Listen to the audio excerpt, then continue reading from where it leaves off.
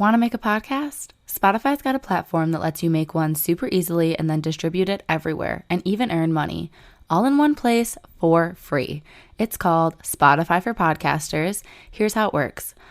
Spotify for Podcasters lets you record and edit podcasts right away from your phone or computer, so no matter what your setup is like, you can start creating today. Then you can distribute your podcast to Spotify, but also everywhere else podcasts are heard. Video podcasts are also available, and you can earn money in a variety of ways, including ads and podcast subscriptions. Did I mention it is totally free, no catch? I've been using Spotify for Podcasters since the very beginning of my show, and now we're nearing our 200th episode. So I can definitely say it's an easy platform, and I've really loved using it. So be sure to download the Spotify for Podcasters app or go to www.spotify.com/podcasters to get started. Hey there! Did you know Baker's always gives you savings and rewards on top of our lower than low prices? And when you download the Baker's app, you'll enjoy over $500 in savings every week with digital coupons. And don't forget fuel points to help you save up to $1 per gallon at the pump. Want to save even more? With a Boost membership, you'll get double fuel points and free delivery. So shop and save big at Baker's today. Baker's, fresh for everyone. Savings may vary by state. Restrictions apply. See site for details. All right. Hi, everyone. We have another guest here today. And could you just go back over kind of your background in dentistry and what you're really passionate about? Well, my name is Cris Duval, and I am a hygienist of many years' experience.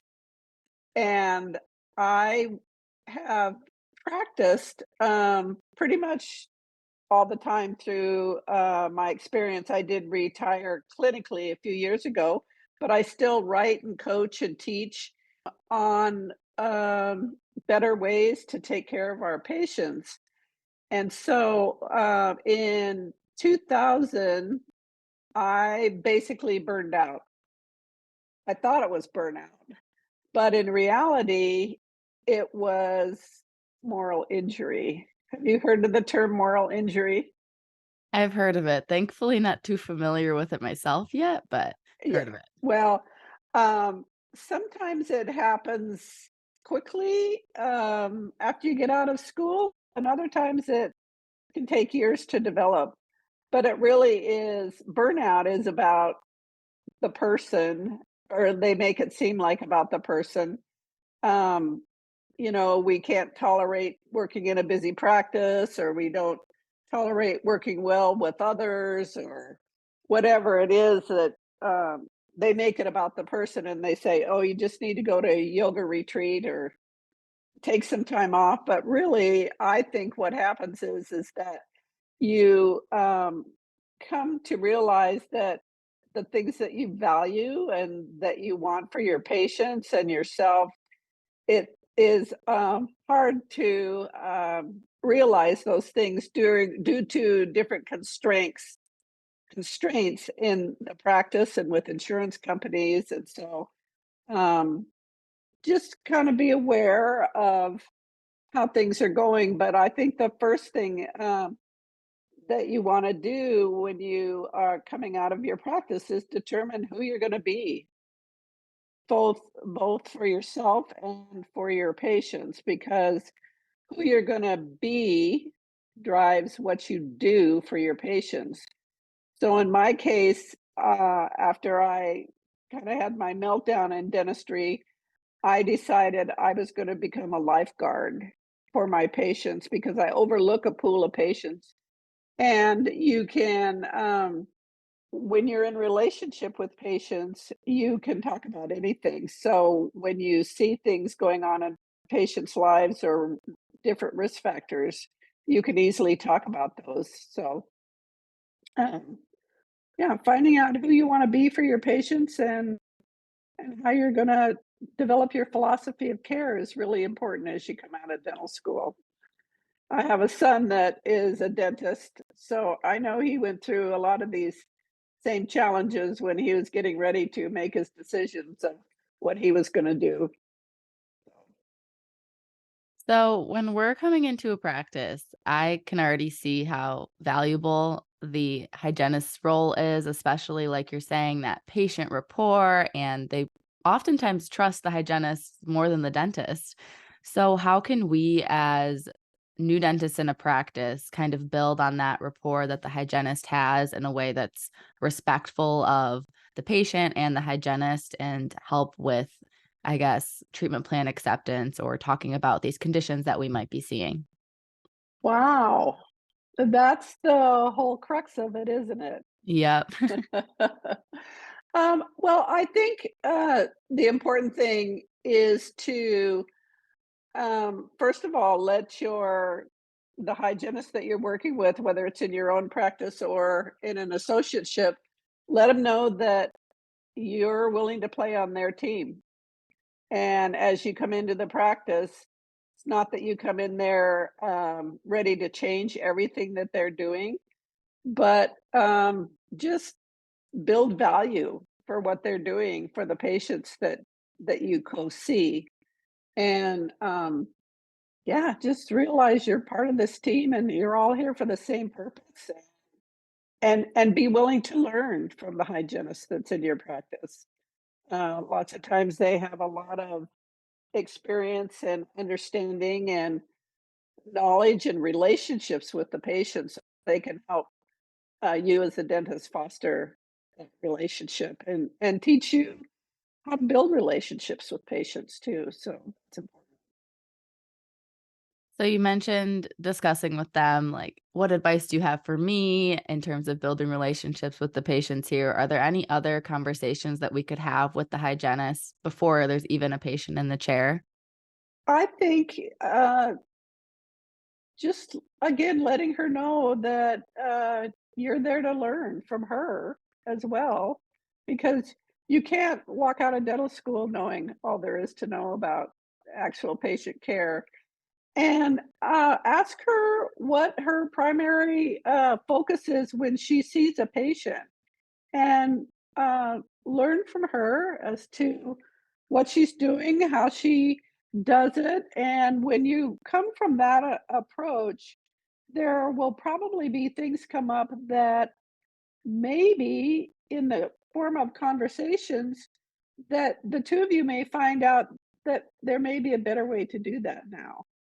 So just be open and willing to learn and be there to help her make her job easier and make things better for the patient. I mean, that's what we're all focused on. Truly, is the health and wellness of the patient.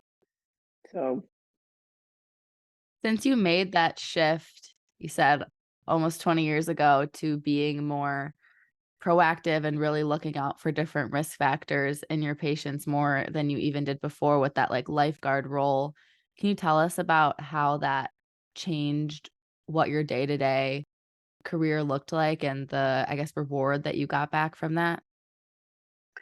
well, what it did for me was I made that decision that I was not going to just repair the damage anymore that I saw with patients.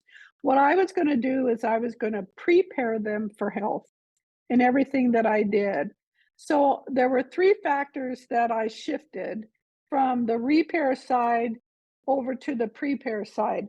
And that was my mindset and how I thought about patients and who I was going to be for them. Because I chose to be, like I said, a lifeguard, someone who could guard and guide the health and wellness of the patient. I shifted from being somebody that was just there to remove calculus from their teeth to a lifeguard that was going to help prepare them for a better tomorrow. So the second thing was in my messaging. I shift communication. To me, communication is like one one script fits all. And I personalized that according to what my patient wanted for themselves. And so I made them a message, created a message for them and a framework of verbiage that um, would focus on what that patient wanted for themselves. Because you see, every patient uh, wants something for themselves And our role and what's important for us to do is to ask them a the most number one important question in my opinion that I could ever begin to ask a patient. And you might as well take a 3-inch piece of duct tape and put it over my mouth if I don't know the answer to this question. And the question is, tell me about what you want for yourself. Because patients buy what they want, don't they?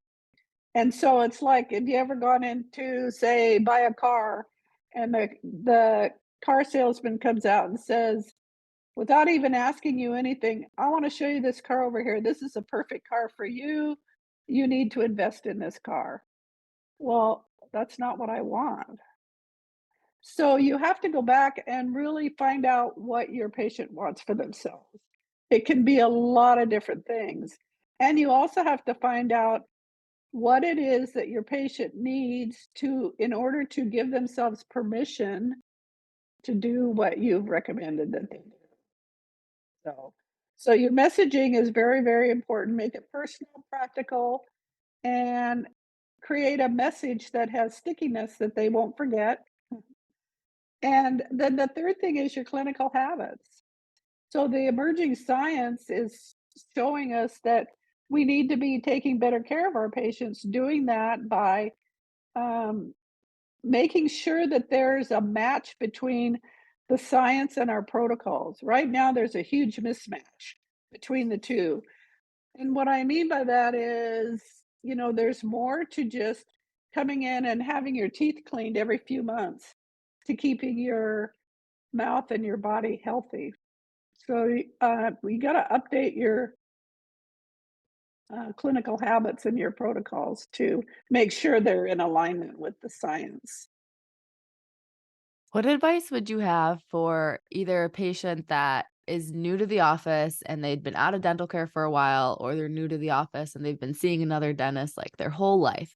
And because dentists have so many different treatment philosophies, as we're saying, more Mhm. proactive versus reactive, and you look and you see so many things that you would like to address, but it's their first time seeing you. So, how do you balance that conversation of not information overload or seeming like you're just trying to like sell them on things? Is it going back to what you said of like, why are you here? Why did you switch dentists? Like, what are you hoping to get out of this? Is it those kind of conversations or is there something Ab- else?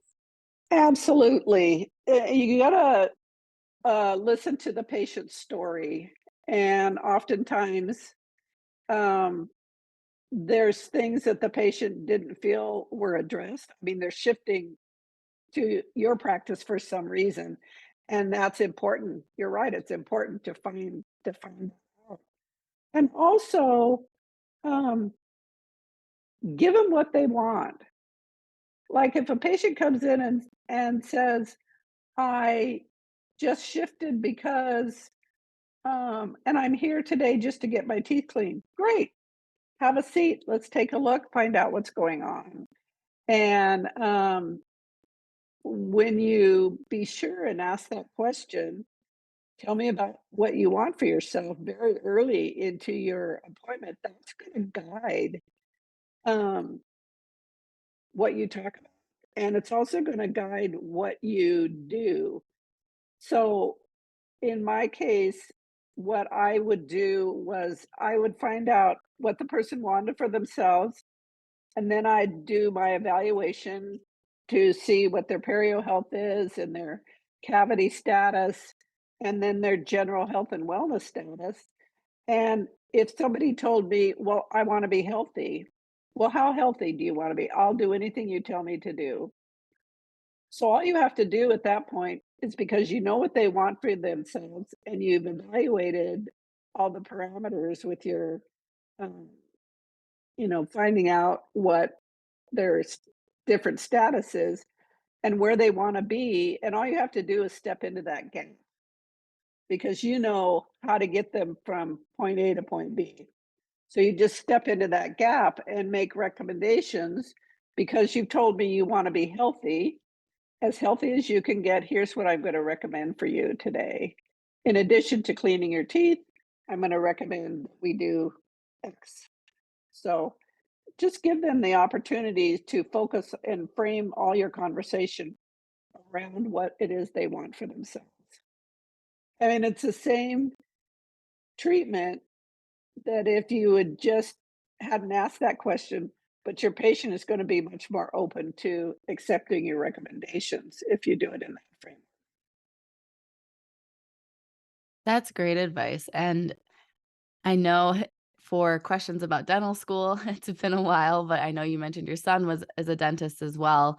So, us as dental students, we have really long appointments. We don't see as many patients in a day compared to once we shift into working in a real office. It's a lot faster paced, and we've never done hygiene checks before. As students, you just have your patient, you do their entire treatment start to finish. So, how can we prepare, if at all, during dental school for that transition into a real office?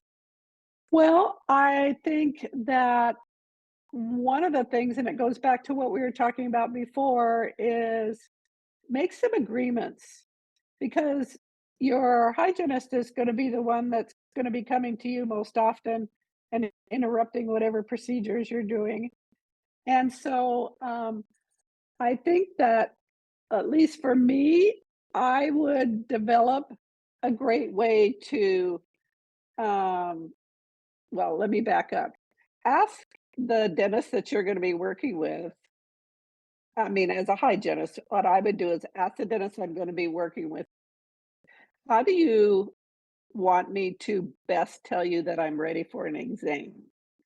Do you want a lot of time, a lot of notice, or do you just want me to tell you right when I'm ready? What is going to work best for you so that you don't get a frustration every time the hygienist comes and says, I'm ready now, when you wanted much more time to, um, because you have to develop and figure out some ways of how to tell your patient that you're going to be right back.